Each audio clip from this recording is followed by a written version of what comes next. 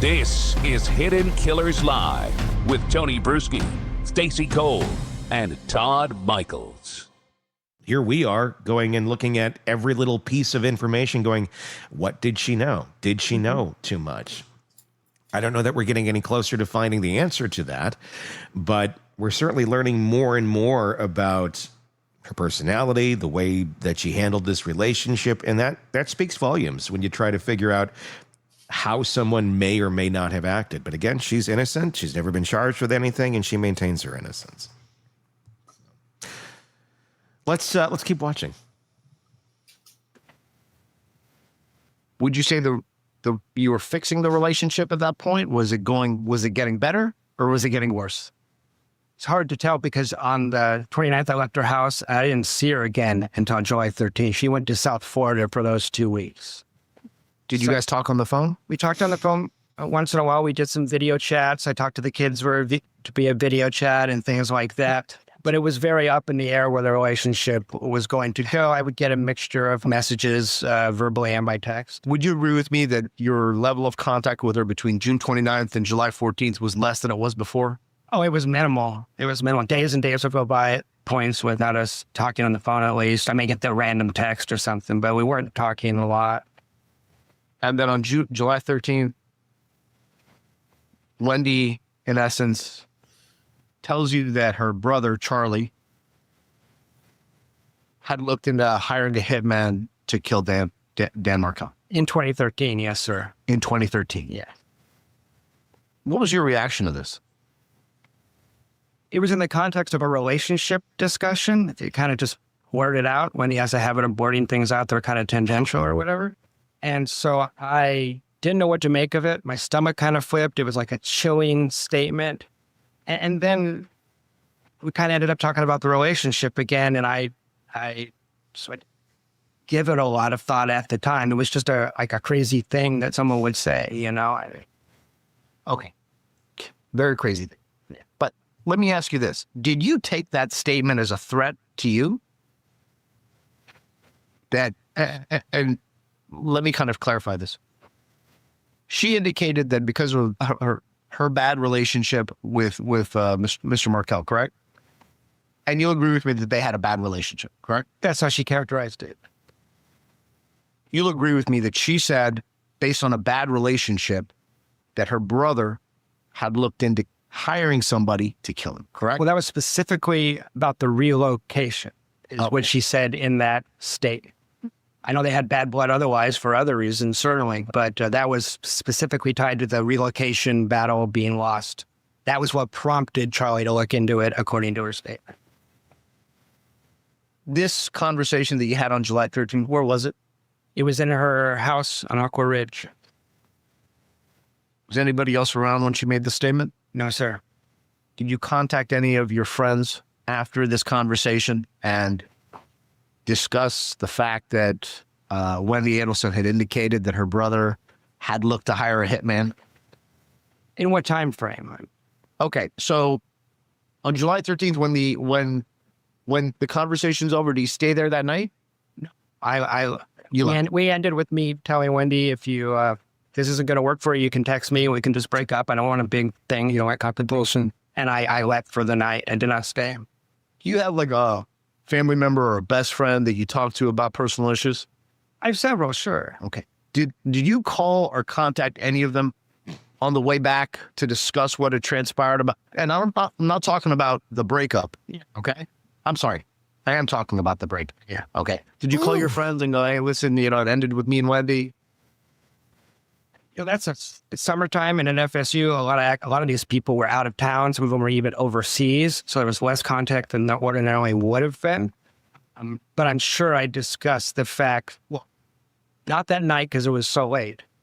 What I remember is the next day when I get this email saying, don't contact me for a week, I certainly shared that with friends because I found it really frustrating and surprising and thought it was weird. Did you share with any of your friends the comment that Wendy Adelson made to you with regards to her brother and the murder file? I'm sure I did. I just couldn't tell you who or when I did that, but certainly after the murder occurred, certainly I shared that with people. I also shared it with the police the first day they brought me in. Right. So you were interviewed by law enforcement in this case, correct? Yes, sir. During your interview with law enforcement, did you mention this statement? Okay. Did you tell it was Detective Ison that interviewed you? It was him and Investigator Hale. Okay. Did you indicate to them who you had shared this information with? I don't know that I was asked to. Judge, it's not from the room.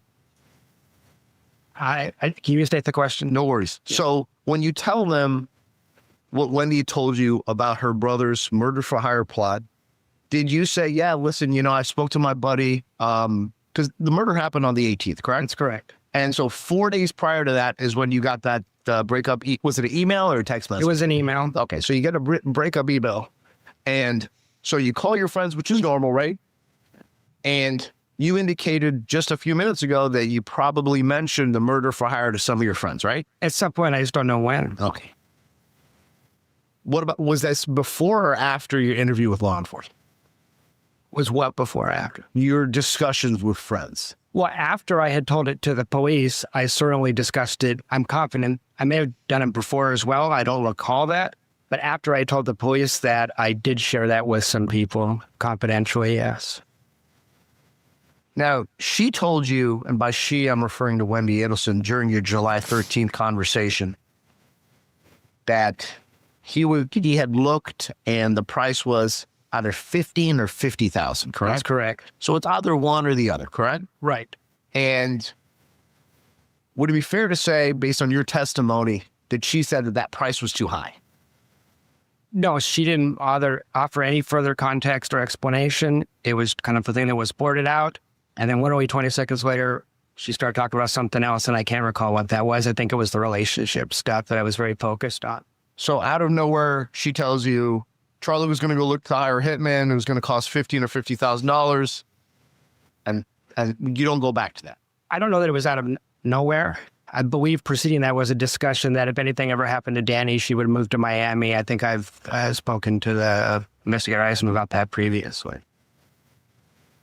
And listen, I have to ask Mr. Lacoste, at no point did you contact law enforcement after you heard of this threat so they could contact Mr. Markel to see if there's any need to protect him in any way, shape, or form? I didn't. Give me 1 second, Your Honor. Good night. Just a few more questions, sir. Sure. Would I be correct or incorrect in assuming or in saying that you were interested in having a monogamous relationship with Wendy Adelson? I thought I had a monogamous relationship with And you wanted to keep it, correct? Depends when you're asking. On July 13th, 2014? Yeah, that's right. Okay. That's right.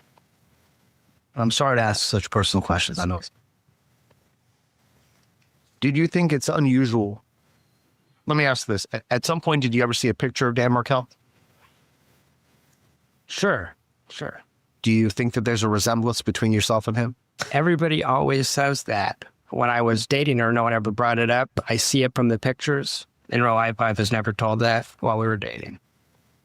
And as you indicated before, you're also a professor? That's correct. You feel wronged by Wendy Adelson? Do I feel wronged? Yes, sir. Yes.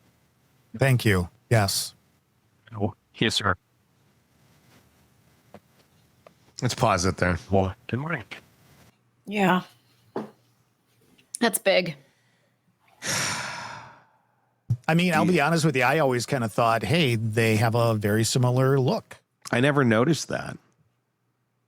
It's true. There's a lot of that going on in this family. Look at Tom Petty. She looks like Donna. So here's Wendy dating another lookalike to her ex-husband. They're all about the comfort zone, what's comfortable to them. They are. They're very much about that. And I don't think they realize it. It's a tell. I don't know what it tells other than it's like a very simplistic way of thinking. But I wonder, I wonder how many other people in this family have similar type trends. Certainly not Charlie. I mean, the women that he dated looked nothing like not at Donna all. or her sister. But they all did look alike. They all did look alike. So, but here's the thing. What does that question have to do with anything? So it's obvious that she liked a certain look. And I think we could probably all fall into that category to a certain extent. We have right? types. Yeah. We have types. Yeah. What does that have to do with this? I don't know yet. I think they're still putting that together here in what they're setting up and what they're teeing up on this. And I'm curious to figure out where that goes. Jennifer has a great comment. I bet Donna hated Jeff then because she hated Danny. That's an interesting take too, I think. I bet Donna hated anyone that took time away from her and Wendy. Meaning any attention that Wendy was giving to anyone other than her, I bet she did not like. And I bet that would come down to family members. I wonder if it even came down to the damn grandkids. I don't know. I mean, I know there was God, yes. I know it was the battle for the grandkids, on paper, but was it? Or was it more so to get Wendy closer and so she could continue to have her little mother-daughter tea parties, in her mind and control her child? Can you imagine having Grandma Donna and maybe one day you're not thankful enough that she made a batch of cookies for you? Can you imagine what that would be like? Yes, I lived it. Exactly. So tell me about it, Stacy. My grandmother on my dad's side was extremely domineering, and everybody pretty much had to bow to her. Mm-hmm. Like she was the matriarch of the family, and you did what grandma said, period. Mm-hmm. If you didn't do that, it was like she would spend an entire week aiming at you. Comments, activities, maybe you didn't get dinner one night. I mean, it was tremendous abuse, but that's how this person operates. As long as you're staying in line, keeping all your ducks in a row, you're fine. The minute you step out, it's going to be hell. Mm-hmm. It is going to be absolute fucking hell for you. Almost like Cinderella. Mm-hmm. That story. It's funny how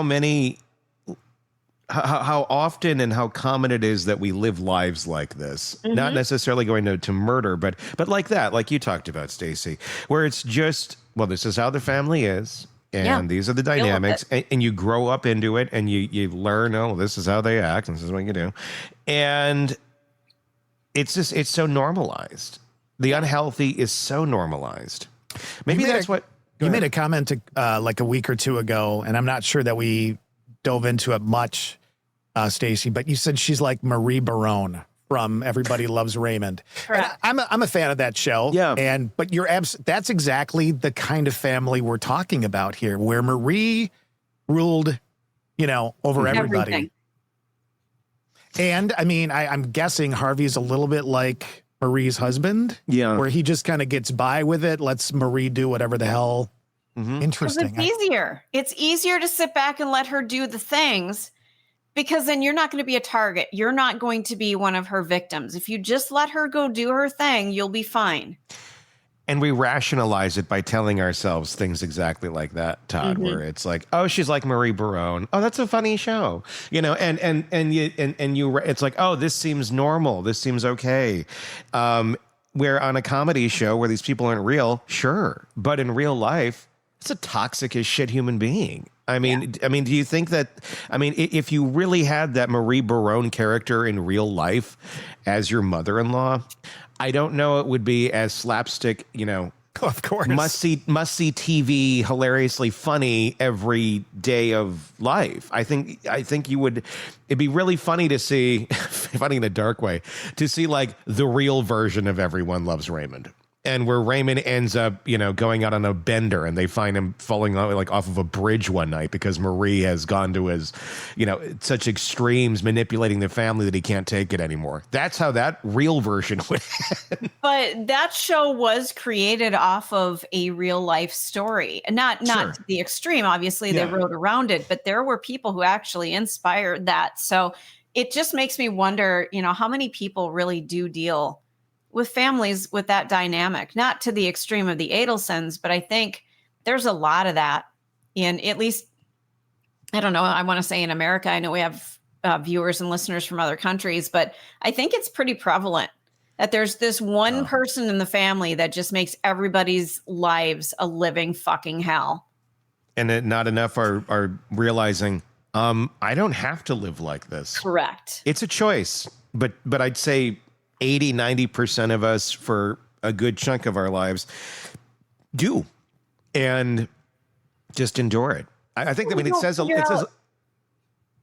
we don't figure out that we can make that choice, that we do have the power. We just feel so immersed in it that we can't get out until one day you wake up and go, I don't have to do this shit anymore. Want more on this case and others? Then press subscribe now and don't miss a moment of true crime coverage from Tony Bruschi and the Hidden Killers podcast.